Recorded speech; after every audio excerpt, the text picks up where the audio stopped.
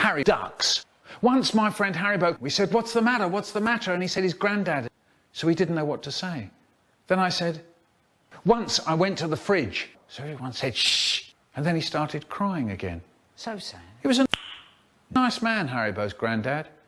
He had a shed, and shed with tins full of screws in it. Mind you, my gran was nice. She gave me and my brother a bag of plums each. Maybe Haribo's grandiddle gave Haribo plums. Dave said, "My presents died as well." And Haribo said, "If I hear about your dead presents, I shall give them to the ducks." So everyone said, "Shh." Rog said, "I got a pair of trainers for Christmas." And Haribo said, "I don't give a shit. I can't shave properly. Do you understand?" And we go, "Okay, Haribo. Okay, don't worry about it." George said, "Some black prick shaves my hamster in the nut." The new teacher said, "What does your hamster say about that?" And George didn't say anything. Claire said, "His mum doesn't live with his dad." And the teacher said, don't say doesn't." And Claire said, "You can't do a wee on the end of runway 4. Do it, Michael! Ah.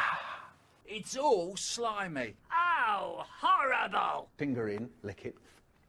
Tastes nice, tastes nice, tastes nice, tastes nice. Ah.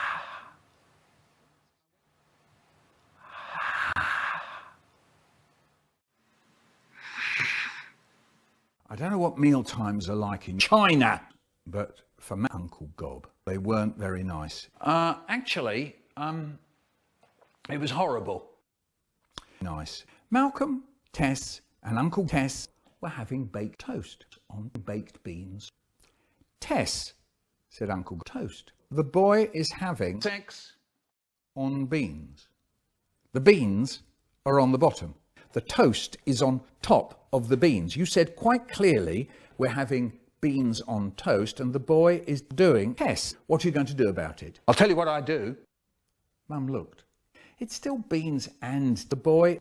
"I think you know what I mean." "And that's it. We had our beans on our toast, on our toast. Beans. I'm not against people having sex under their toast, but only after they've learnt how to do Tess on toast first. Remember, the dread shed is always with me."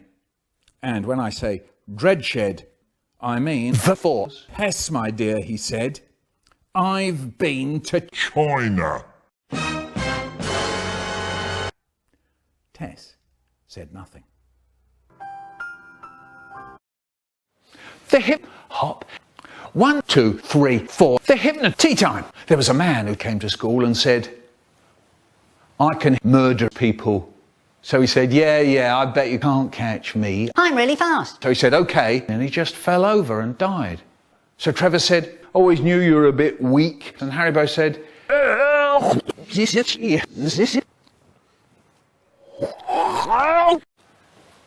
Shram and shed with tins full of plums.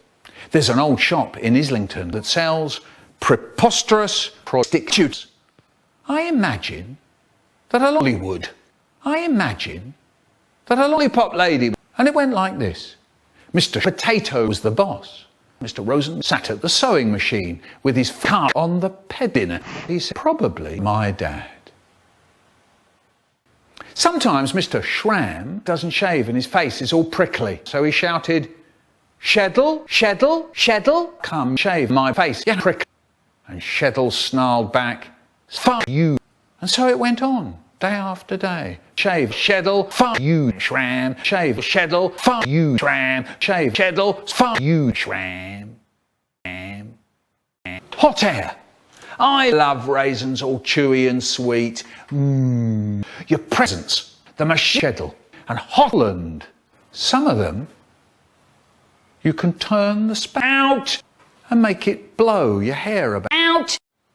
Useless Eileen. I read in a book that Eileen is blue.